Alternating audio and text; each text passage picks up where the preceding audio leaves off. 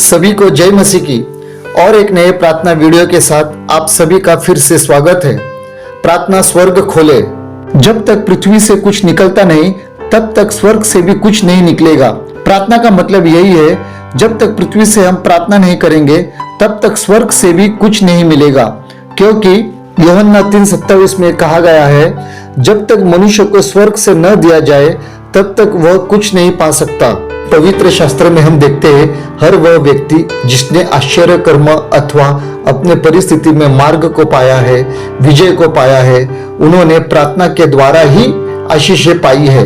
भजन संहिता 66, 19 और 20 वचन ये कहता है, परंतु परमेश्वर ने तो सुना है, उसने मेरी प्रार्थना की ओर ध्यान दिया है।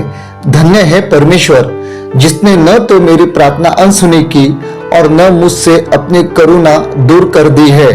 प्रार्थना वो मार्ग है जिसके द्वारा हम परमेश्वर से बातें करते हैं। प्रार्थना अदृश्य है, लेकिन उसमें इतनी ताकत है कि यह असंभव बातों को भी संभव बनाती है। प्रार्थना ही परमेश्वर को कार्य करने के लिए मजबूर करती है, क्योंकि उसका वचन कहता है, मांगो तो तुम्हें दिया जाएगा। मांगना हमारा काम है और देना परमेश्वर के ही हाथों में है, और यह कार्य परमेश्वर हमारी प्रार्थना के द्वारा ही पूरा करता है। हमारी प्रार्थनाओं के द्वारा परमेश्वर बड़े बड़े कार्यों को पूरा करता है। विश्वास के बाद अगर हमारे जीवन में कोई महत्वपूर्ण बात है तो वो तो प्रार्थना है।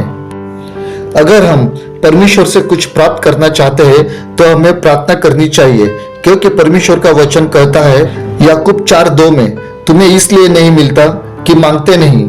इसलिए परमेश्वर का वचन कहता है 1 यूहन्ना 5:14-15 में, यदि हम उसकी इच्छा के अनुसार कुछ मांगते हैं तो वह हमारी सुनता है।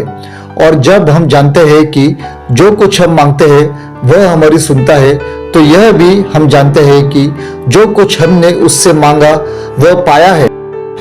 इन वचनों के द्वारा यही प्रकट होता है कि परमेश्वर हमारी प्रार्थना सुनता है और उनका उत्तर जरूर देता है और हमारे जीवन में आश्चर्य कर्म करता है। यही बात शैतान भी अच्छी रीति से जानता है और वह हमारे प्रार्थना जीवन में आक्रमण करता है, ताकि परमेश्वर की योजना हमारे जीवन में पूरी ना हो और उससे हम आशीष न पाए। आइए देखते हैं दानियल के जीवन की ओर। शैतान ने दानियल के प्रार्थना जीवन पर भी आघात किया। दानियल 6:1-4 वचन में देखते हैं, जब दानियल शासक बना तब दूसरे अधिकारी जब उसे नीचे डालने के लिए उसमें कोई अपराध का दोष न पा सके, तब उन्होंने उसके प्रार्थना जीवन पर आक्रमण किया, क्योंकि दानियल दिन में 3 बार अपने परमेश्वर के सामने घुटने टेककर प्रार्थना और धन्यवाद करता था। आइए देखते हैं दानियल 6:13 और 16 में। तब उन्होंने राजा से कहा, यहूदी बंधुओं में से जो दानियल है, उसने, हे राजा, न तो तेरी और कुछ ध्यान दिया और न तेरे हस्ताक्षर किए हुए आज्ञा पत्र की ओर। वह दिन में 3 बार विनती किया करता है। तब राजा ने आज्ञा दी और दानियल को लाकर सिंहों के मान में डाल दिया गया। उस समय राजा ने दानियल से कहा, तेरा परमेश्वर जिसकी तू नित्य उपासना करता है वही तुझे बचाए। और 6:22 में हम देखते हैं, मेरे परमेश्वर ने अपना दूध बेचकर सिंहों के मुंह को ऐसा बंद कर रखा कि उन्होंने मेरी कुछ भी हानि नहीं की।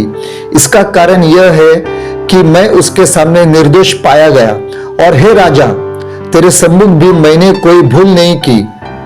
इन सारे वचनों के द्वारा हम देखते हैं कि दानियल एक प्रार्थना करने वाला व्यक्ति था, और उन प्रार्थना की वजह से ही परमेश्वर ने उसको सिंहों के मुंह से बचाया और वह निर्दोष पाया गया। वह हर परिस्थिति में प्रार्थना करता रहा। उसने प्रार्थना करना कभी छोड़ा नहीं। प्रार्थना में बहुत सामर्थ्य होता है। हमारे जीवन में परमेश्वर का अभिवचन पूरा होने के लिए हमें प्रार्थना करनी चाहिए, और जब तक वह अभिवचन हमारे जीवन में पूरा नहीं होता है तब तक हमें प्रार्थना तो करनी ही चाहिए। प्रभु परमेश्वर इस दानियल के जीवन के द्वारा आप सभी को बड़ी आशीष दे। आइए प्रार्थना करें।